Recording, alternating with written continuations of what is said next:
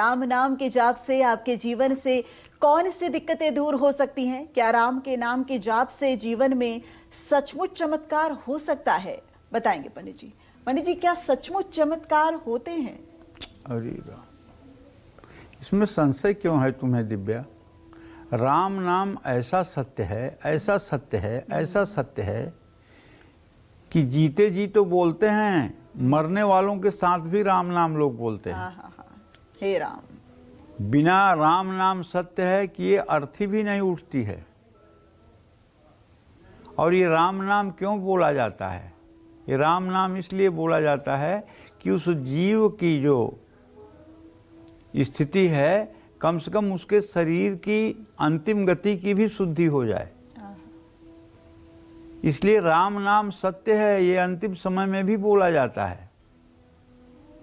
और राम नाम में कितनी शक्ति है ये कौन बताए? एक कलयुग में संत हुए नामदेव जी महाराज, बड़े संत हुए।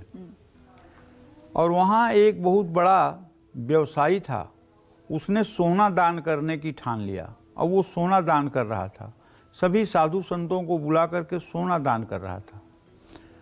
नामदेव जी बड़े संत थे, उनको कई बार उसने अपने लोगों को भेज करके बुलवाया, लेकिन वो नहीं गए।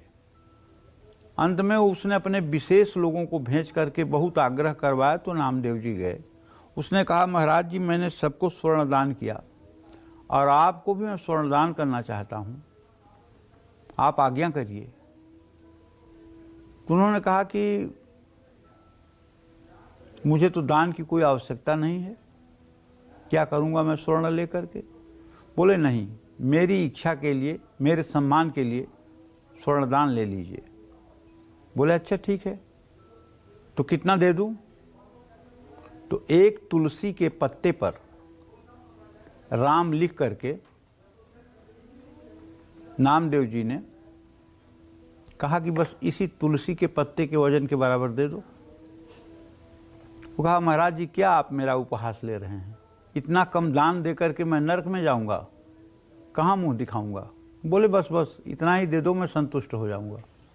एक तराजू पर वो राम नाम की तुलसी की पत्ती रखी गई और दूसरे तराजू पर उसके पूरे खानदान का सोना रख दिया गया, सारे नात रिश्तेदारों का सोना रख दिया गया, पलड़ा राम का, लेकिन पलड़ा राम का उठा नहीं। अंत में वो साष्टांग दंडवत हो गया और बोला, मुझे क्षमा करें प्रभु, मेरे अहंकार को। तो राम नाम में इतनी बड़ी शक्ति है बेटा कि एक तुलसी के पत्ते पर अगर राम लिख करके और उसे रख दिया जाए तो कुबेर का खजाना खाली हो सकता है। राम नाम पत्थर पर लिख करके पानी में फेंक दिया जाए तो पत्थर तैरने लगता है। हाँ, राम नाम बहुत बड़ा कवच है बेटा। और राम जी की तो महिमा ही क्या कहनी है।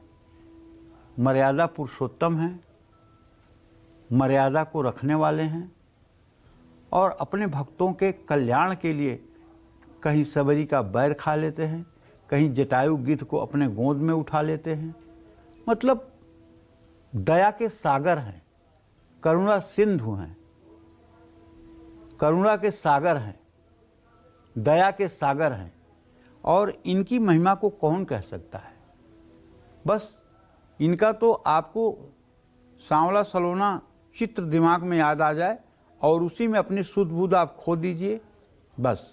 और हाँ, जब तक राम के लिए इतनी बेचैनी न हो जाए कि आंखों से आंसू न निकलने लगे, तब तक समझना चाहिए कि साधना कमजोर है। रोना गाना एक साथ हो तो इसी को भक्ति कहते हैं। भगवान के चाहत में अपनी चाहत मिला दो, इसी को भक्ति कहते हैं। कभी आदमी हंस नहीं सकता और रो नहीं सकता, दोनों काम साथ नहीं कर सकता, और रोते हुए गा नहीं सकता। लेकिन जो भक्त होते हैं उनके आंखों से अविरल अश्रु प्रवाह चल रहा होता है और वो मतलब कि भगवान की स्तुति कर रहे होते हैं। ये केवल भक्तों में देखा जाता है कि उनके दोनों आंखों से अविरल अश्रुपात हो रहा है और वो भगवान की भक्ति कर रहे हैं। कोई कोई कथावाचक ऐसे हैं जो भगवान के मार्मिक प्रसंगों को जब कहते हैं तो उनकी हिचकियाँ बंध जाती हैं और वो मानस जी की चौपाइयों को बोलते रहते हैं, भजन को बोलते रहते हैं और अश्रु प्रवाह चलता रहता है। तो जब रोना गाना एक साथ हो तो इसी को भक्ति कहते हैं। और ये रोना तब आता है जब सचमुच में बैखरी मतलब मुंह से कहा गया राम नाम मध्यमा कंठ में उतरता है और कंठ से हृदय में उतरता है, तब वहाँ एक ऐसी स्थिति बनती है व्याकुलता की जिसमें रोना आता है। लेकिन ये आसान नहीं है, ये एक स्वाभाविक प्रक्रिया है। जब राम नाम की एक बड़ी श्रृंखला में आपका जप हो जाएगा तो वो राम नाम बैखरी वाणी से जो आप बोल रहे हैं वो मध्यमा में चला जाएगा।